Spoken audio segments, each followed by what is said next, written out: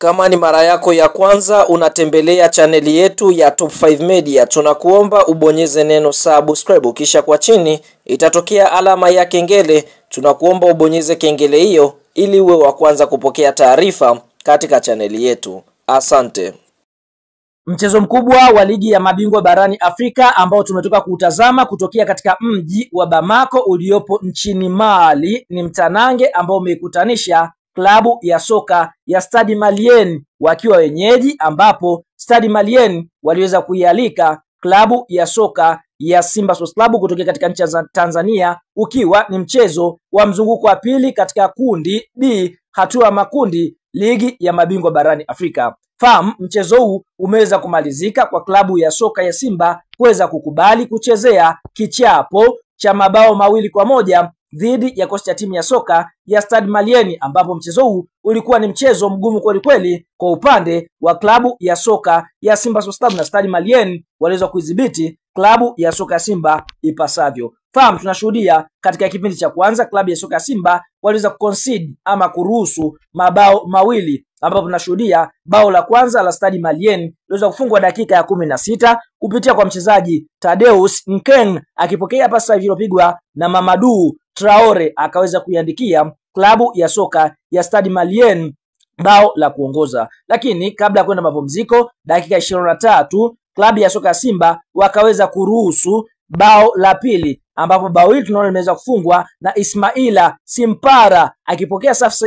pasi safi iliyopigwa na Abduli Sabore Bode, akaweza kuiandikia klabu ya soka ya Stade Malien bao la pili, na mpaka mwamuzi wa kati anapuliza kipinga chake kuashiria ni muda wa mapumziko, basi klabu ya soka Simba waliweza kuruhusu mabao 2-0. Lakini klabu ya soka Simba katika kipindi cha pili nashuhudia wakaweza kufanya mabadiliko, wakimtoa mchezaji Alassane Maodo, wakimtoa Janchala wa akiingia Alassane Maodo Kante, wakimtoa Rushan Diroka akiingia Shamu Karabua, wakimtoa Selemani Mwalimu akiingia Jonas Sansoa, na sababu hizo zikaweza kulipa, ambapo nashuhudia katika dakika ya 54 kupitia Neo Maema, mchezaji kutokea Afrika Kusini, akaweza kudhihirisha ubora wake na kuweza kuiandikia klabu ya soka ya Simba bao la kufutia machozi katika dakika ya 54. Lakini dakika ya 60 tunashuhudia golikipa wa klabu ya soka ya Simba Yakubu Suleiman aliweza kusababisha mkwaju wa penati, na penati hiyo ikaweza kupigwa na Tadeo Nkeng, lakini golikipa mwenyewe ambaye sababisha penati Yakubu Suleiman akaweza kuusevu mkwaju wa penati ambao uliweza kupigwa na Tadeo Nkeng.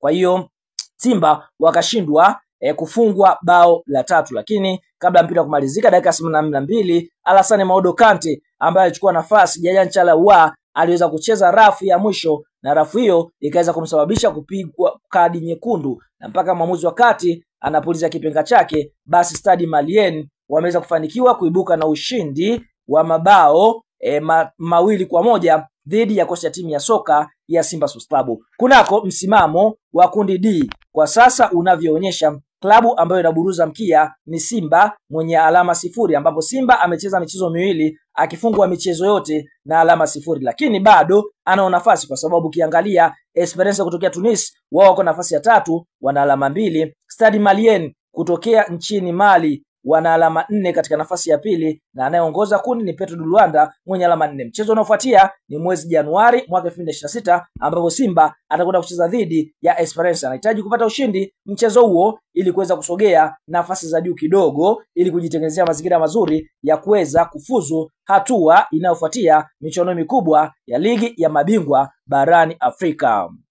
Sasa mara baada ya mchezo wa Simba Sports Club na klabu ya soka ya Stade Malien kumalizika na klabu ya soka ya Simba kuweza kupoteza kwa mabao 2-1 kupitia aliyekuwa meneja habari na mawasiliano wa klabu ya soka ya Simba Yanga Sports Club, ndugu Haji Sunday Manara ameweza kuicharua klabu ya soka ya Simba Sports Club. Manara anasemaje? Cha kwanza anasema kwamba klabu ya soka ya Simba kwa sasa imepoteza mvuto, imepoteza kucheza soka safi kama ilivyokuwa zamani. Vile vile Manara ameweza kufungua na kusema kwamba Simba inabidi wajitathmini, kwa sababu hii ni michuano mikubwa ambao wao ndio ambao wameweza kuweka legacy ama wameweza kuweka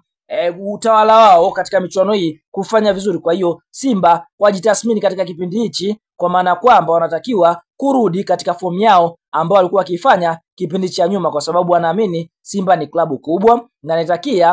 anaitakia mema, kwa sababu inapeperusha bendera ya nchi ya Tanzania, ambayo kwa upande mwingine anaamini Simba kama wakirudi katika ufalme wao na kuweza kushikamana kuwa kitu kimoja, basi moja kwa moja watakwenda kufanya vizuri katika michuano hii ya ligi ya mabingwa na ligi kuu ya NBC, akimaanisha kwamba Simba si timu ya kilemavu, basi wanabidi kurudi katika umoja wao, kwa sababu kwa sasa inaonekana kuna viongozi wamejitenga, wengine wakiwa wamejitenga, wengine wanafurahia Simba ikifanya vibaya, wengine wanafurahia Simba ikifanya vizuri.